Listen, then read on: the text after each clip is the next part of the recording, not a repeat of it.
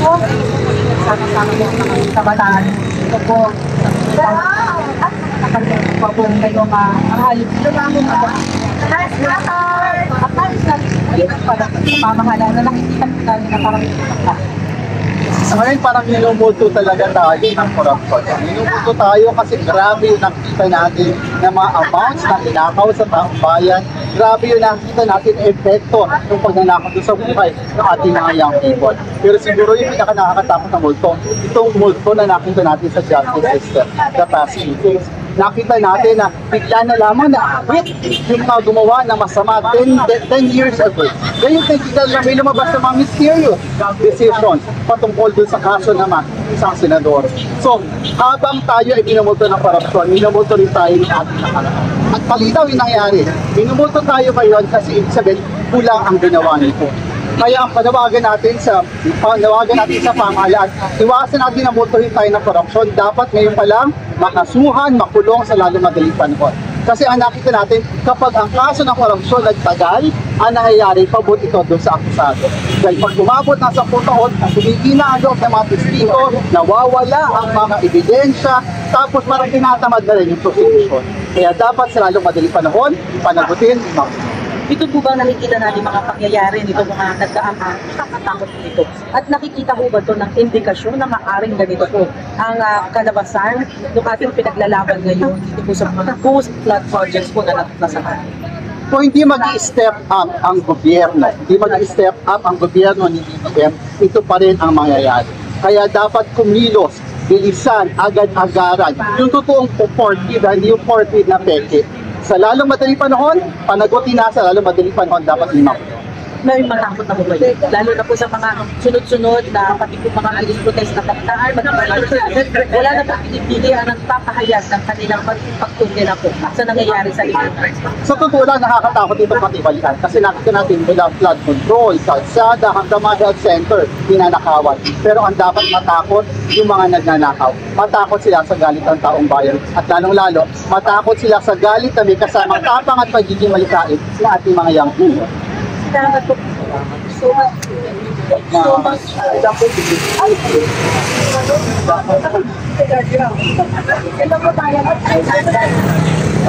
Sama ng bayan! Ngayon ay lumalaban! Kulong na yan!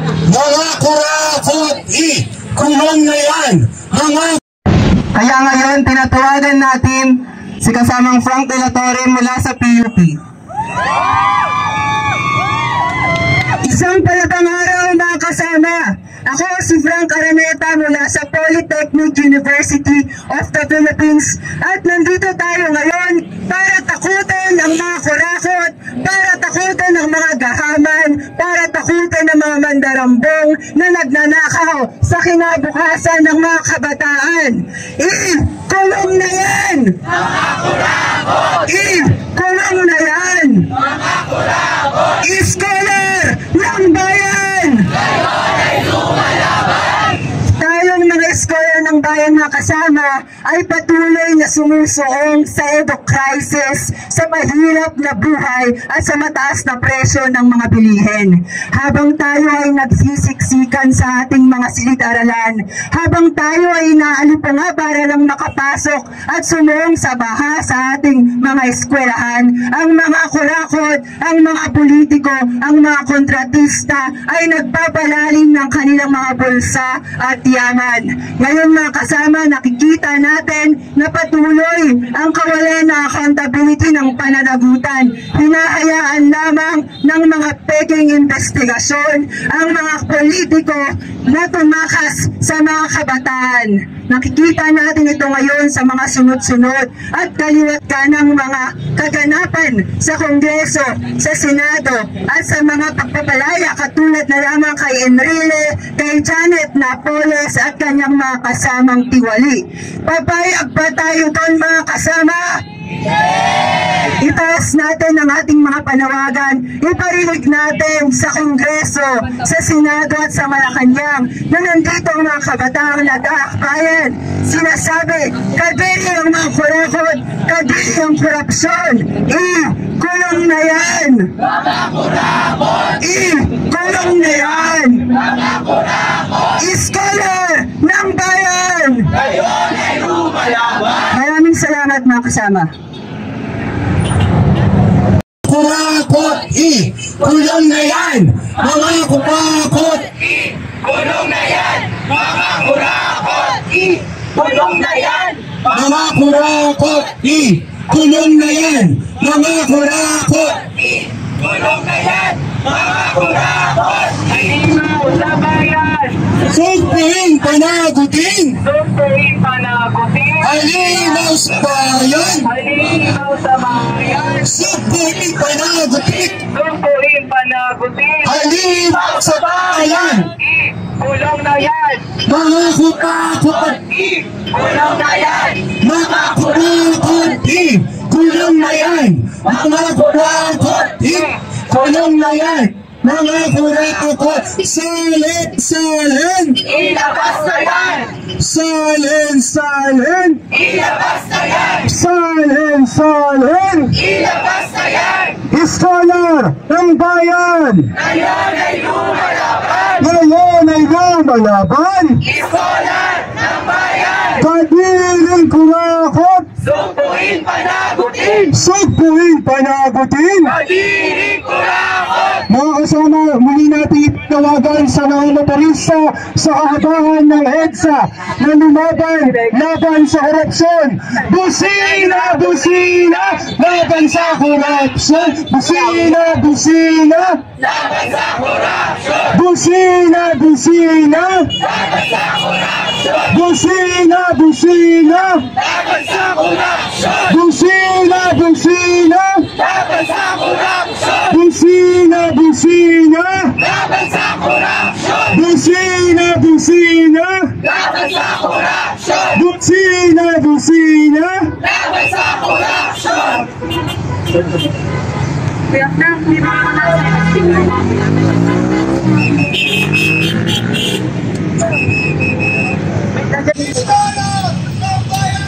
Dapat ba na lumalaban? Iskolar ng bayan! Huwag gawing negosyo! Servisyo sa tao! Salin! Ilabas na yan! Salin!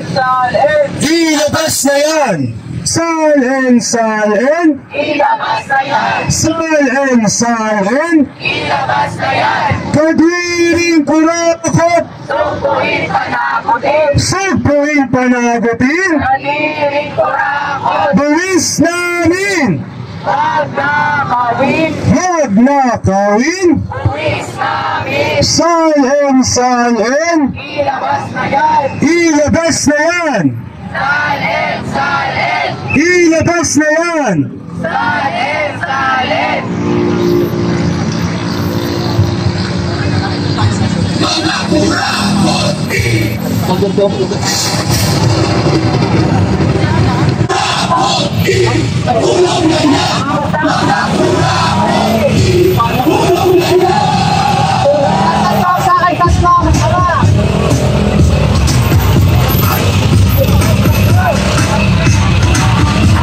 Kayo ang dahilan kaya laging binabaha. Huwag ito'y kailangan ang nagawa. Bigay mo na Mga kurakot! Kulong na yan! Mga kurakot! Kulong na yan! Mga kurakot! Kulong na yan! Mga kurakot! Kulong na yan! Mga kurakot! Kulong na yan! Mga kurakot! Kulong na yan! Mga kurakot! Kulong na yan! Mga kurakot! Aling sa pawas namin, kami nasa damit namin sa